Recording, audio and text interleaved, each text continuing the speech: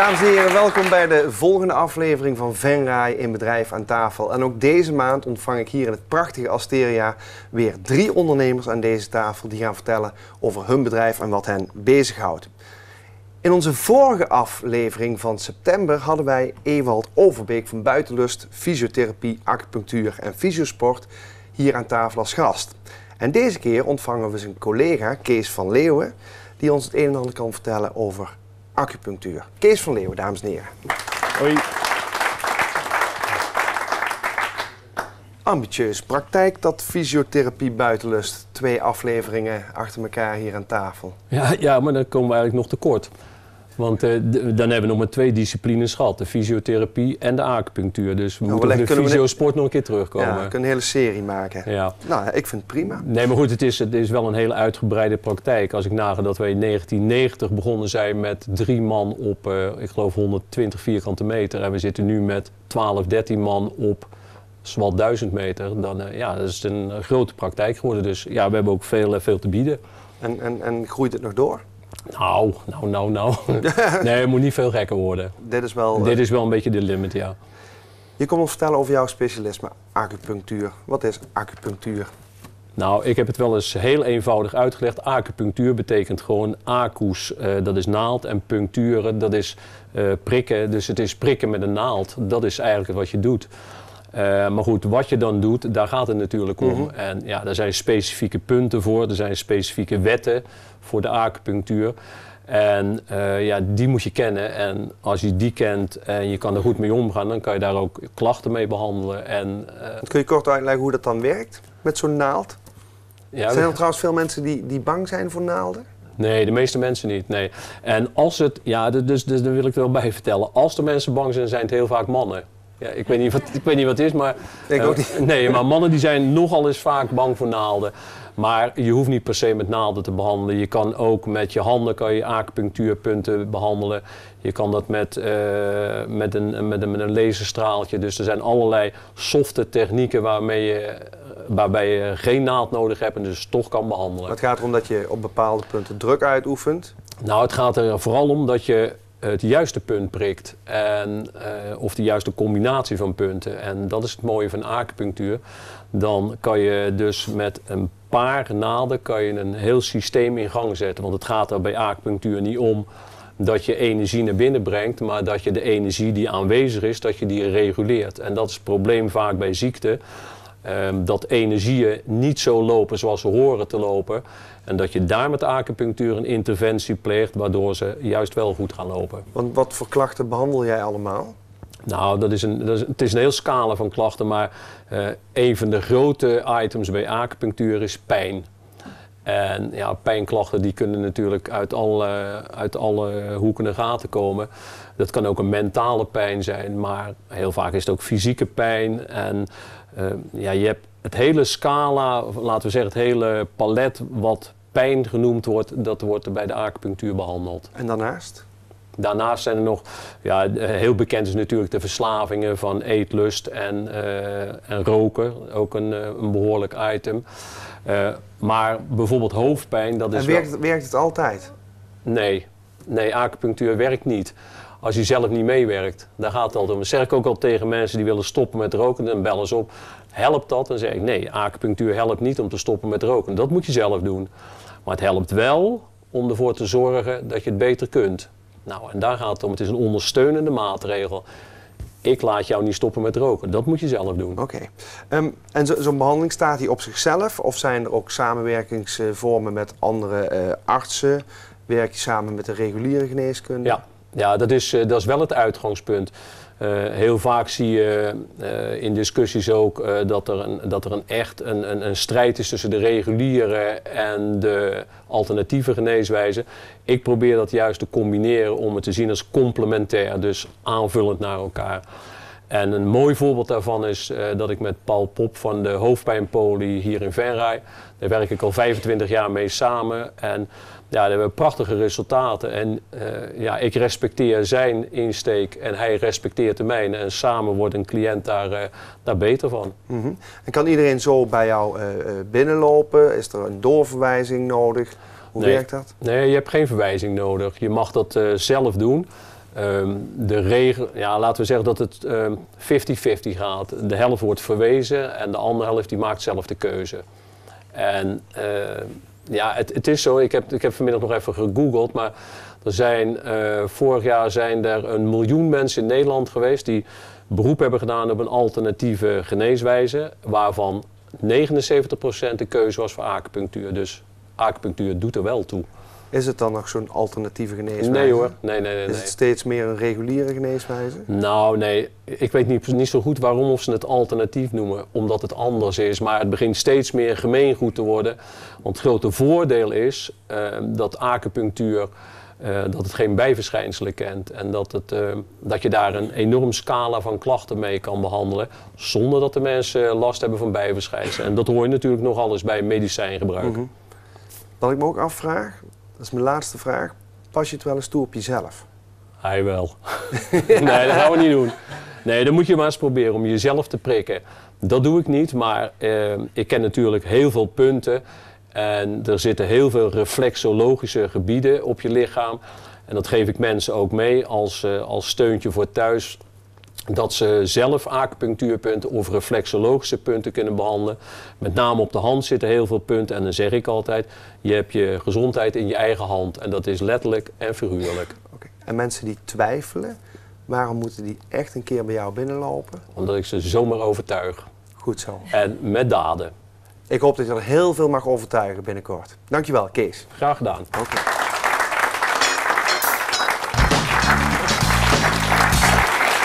Rives Assurantie en Risicobeheer is onder andere gevestigd hier aan de Paterstraat in Venray. En Gerard Groot weet alles over verzekeren, hypotheken en kan ons ook vertellen wat risicobeheer inhoudt.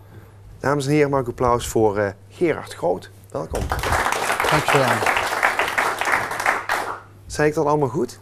Volgens mij wel. Dat hoop ik wel, want jullie zijn gevestigd onder andere aan de Paterstraat. Ja. Dat betekent dat jullie ook op meerdere plekken zitten met Rives. Ja. Onder andere waar? Wij zijn gevestigd op 4 plaatsen in Zuidoost-Brabant en Noord-Limburg. Venray, wat je zegt. Helmond, daar zit onze grootste vestiging. Mag het ook wel hoofdkantoor noemen, er zitten verreweg de meeste mensen. En dan hebben we nog 2 vestigingen in Nistelrode en in Berlicum. En hoe is het bedrijf ontstaan? Kun je ook nog iets meer over de historie vertellen? Ja, het bedrijf is nog vrij jong. Is ongeveer 15 jaar geleden ontstaan door 1 voormalige collega en mijn compagnon. We doen het met z'n tweeën, we zijn met 2 eigenaren. Het bedrijf is gestart ooit in Venray, zeg maar van scratch, met niks. Mijn collega's die kwamen uit een groot assurantiebedrijf hier uit de regio. Wat met name gespecialiseerd was in het verzekeren van woningcorporaties, zorginstellingen, gemeentes. Dat hebben ze ook opgepakt. Vrij snel daarna hebben ze een aantal kantoren overgenomen. Onder andere het kantoor hier Holtermans in Venray, waar we nog steeds gevestigd zijn. En even kijken, in 2007 ben ik als aandeelhouder aan boord gekomen en daarna hebben we meerdere overnames gedaan. De organisatie is inmiddels ongeveer 45 mensen groot. En we zijn een van de grotere zelfstandige onafhankelijke advieskantoren hier in de regio. En kun je de kijkers uitleggen in het kort, wat doen jullie nu? Ja, wij hebben in feite 3 takken van sport. Regionaal houden we ons bezig met bedrijven, MKB en onderkant grootbedrijf. En in feite doen we alle verzekeringssoorten, dus brandverzekering, aansprakelijkheid, maar ook verzekering op het gebied van personeelsvoorzieningen, pensioenen. Particulieren is een tak van sport. In feite ook het hele scala, inclusief financiële producten zoals hypotheken, levensverzekeringen. En een andere grote activiteit die we doen, dat is een landelijke activiteit. Dat is waar Rives ooit mee begonnen is. Dat is het verzekeren van woningcorporaties, gemeentes en professionele vastgoedbeheerders. En dat is een landelijke activiteit. En wat we dan met name verzekeren zijn in feite onroerend goed, vastgoed, huizen, flatgebouwen, kantoorcomplexen. Voor mij allemaal zeer ingewikkelde materie. Wat zijn de veranderingen die er op dit moment gaande zijn, die ook voor de gewone man van Venray, de gewone vrouw van Venray belangrijk zijn? Goeie vraag. Ook veranderingen hebben wij natuurlijk ook mee te maken. In de eerste plaats natuurlijk de markt. We zitten 7, 8 jaar in een recessie. En zoals ieder bedrijf ondervinden wij daar ook de problemen van. op alle vlakken, aan de kostenkant en de omzetkant. Aan de andere kant, door onze spreiding hebben we dat redelijk goed kunnen opvangen. Dat is ook het voordeel als je wat groter bent. En een andere ontwikkeling, als je het over veranderingen hebt, is dat we eigenlijk een hele kentering achter de rug hebben van productverkoop. Dus traditioneel verzekeringen verkopen naar de adviesmarkt. En je zei net risicobeheer. In feite begint het met risico's inventariseren. Wat is dan het grote verschil? Vroeger was het vooral verkopen. Ja, en nu is het accent veel meer op advies. In feite naast de klant staan, zorgen dat je in beeld brengt waar zijn of haar risico's zitten. Dat kan op materieel, maar dat kan ook op allerlei vermogensrechtelijke aspecten, financiële zaken zitten. En in feite dat vertalen in een advies.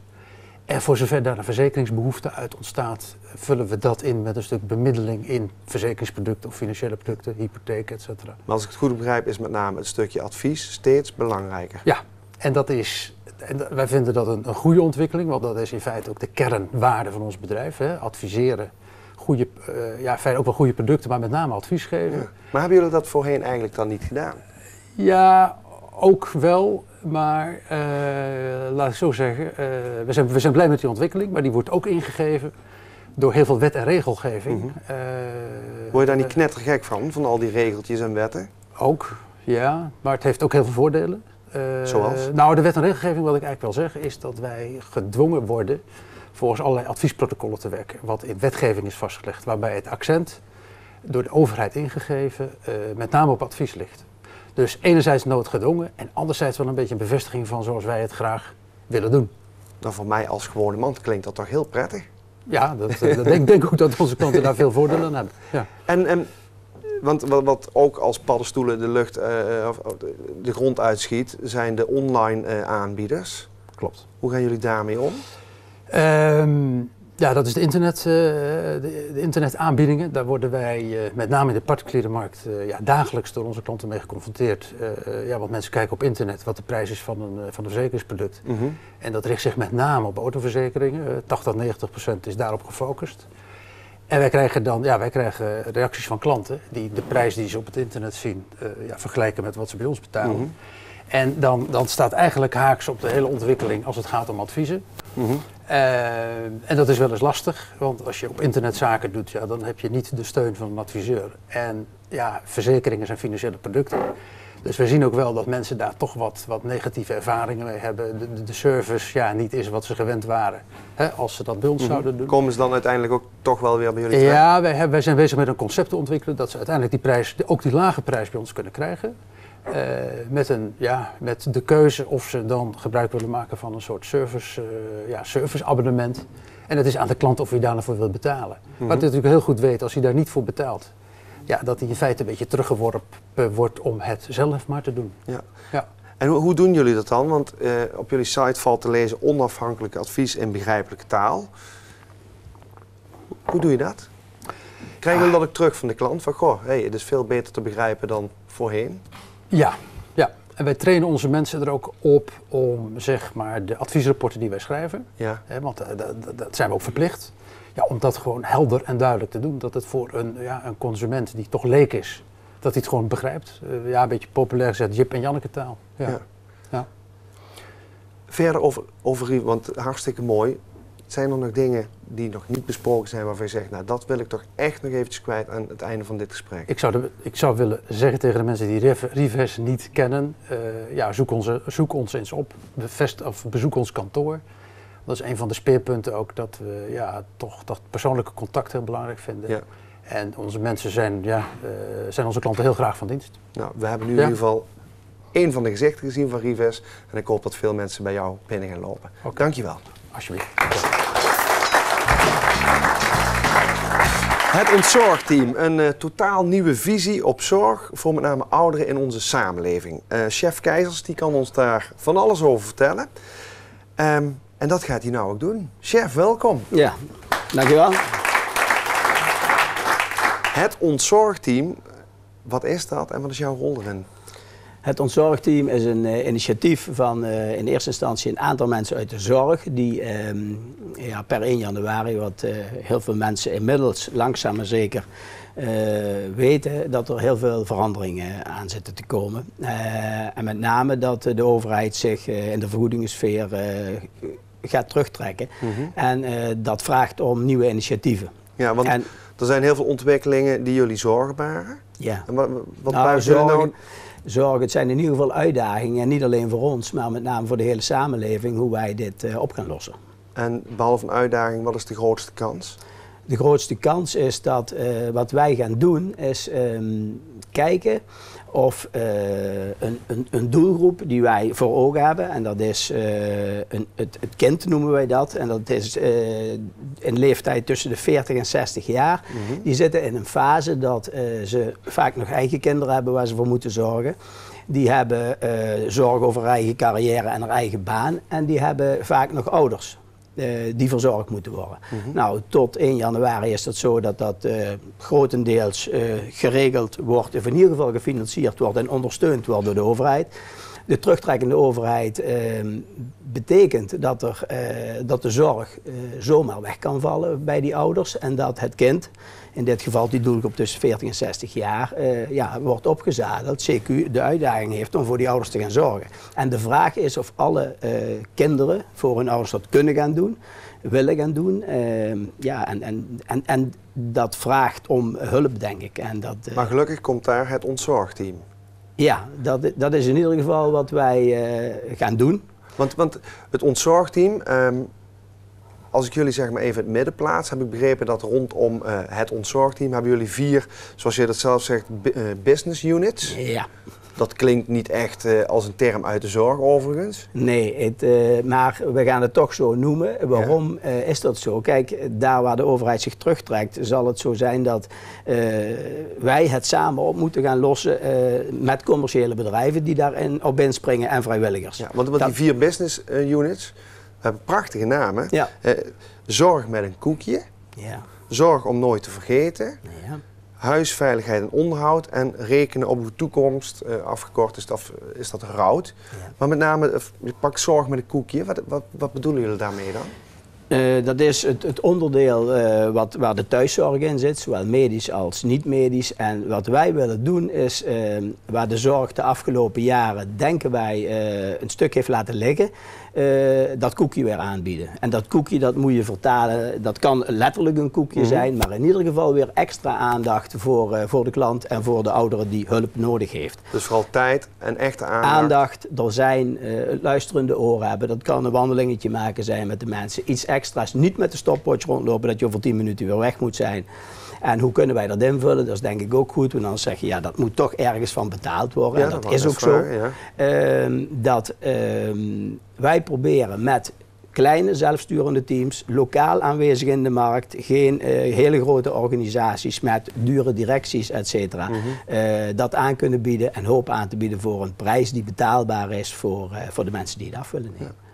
En even nog 1 andere unit, huisveiligheid, onderhoud. Wat moet ik ja, het unieke van het concept wat wij aanbieden op dit moment, want 15 oktober zijn we gestart op de Lange Weg. 1, we zijn fysiek aanwezig in de markt. Ik denk dat dat belangrijk is. We hebben een gezicht, we hebben een gebouw, er lopen mensen in rond die weer mensen kennen. Want waar is dat gebouw? Waar kunnen we jullie vinden? De oude SNS-bank op de hoek Merselooseweg, Langeweg. Langeweg 85 is dat. En daar zijn we vanaf 15 oktober zijn we daar in aanwezig. Maar nou dat stukje huis, veiligheid en onderhoud? Ja, dat is een onderdeel ook weer, wat ik wilde zeggen, dat is het unieke in het concept. We hebben 4 units waar we zorg aanbieden. En huisveiligheid en onderhoud gaat verder dan de thuiszorg. Maar kan inhouden dat wij het onderhoud van de tuin een tijd lang op ons nemen. Of dat daar een contract voor wordt gesloten vanaf een menukaart. Dat kan zijn dat wij domotica gaan bekijken in het huis waar de ouderen behoefte aan zou kunnen hebben. Dus eigenlijk alles wat met zorg te maken heeft en waar behoefte aan zou kunnen zijn, proberen wij de mensen in te ontzorgen. En iedereen kan ook zo bij jullie binnenlopen? Ja, kunnen bij ons binnenlopen. We zijn 24 uur per dag bereikbaar, ook in de weekenden. En proberen echt te ontzorgen. is het echt puur en alleen een Venray-initiatief? Op dit moment wel. Venray is de plaats waar het concept het eerste wordt neergezet. En bij een succesvol, dat blijkt dat het succesvol is, dan zal in Noord-Limburg, Horst, Venlo, zullen wij het concept op meerdere plaatsen uit gaan rollen. Want je bent net begonnen. Ja. Hoe ziet het er over 1 jaar uit? Nou, ik hoop dat we dan zover zijn dat we in ieder geval in de regio Noord-Limburg, inclusief Venlo, het concept ook, dat het daar ook werkzaam is en dat we wellicht nog verder kunnen uitgroeien. Want zoveel te groter het wordt en meer klanten we hebben, kunnen we het aantrekkelijker maken voor iedereen die bij ons klant is. Nou, ik wens je daar heel veel succes bij. Dank je wel. Dank je wel.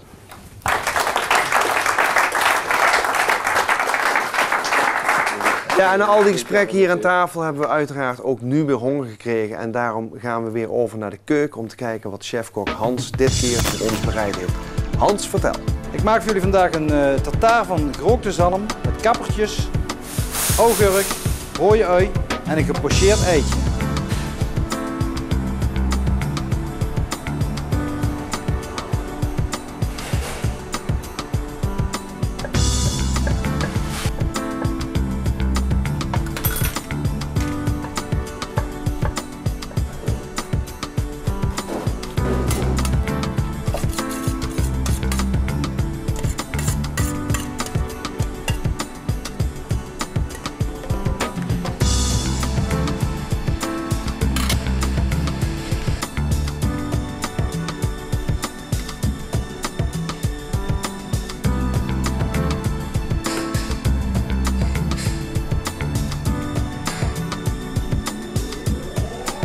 Ik wens jullie smakelijk eten. Dames en heren, dank u wel voor het kijken naar deze aflevering van Venray in Bedrijf aan tafel. Wilt u ook een keer aanschuiven aan deze tafel? Neem dan contact op met Pelemaas TV. Dank u wel voor het kijken en tot de volgende keer. Tot ziens.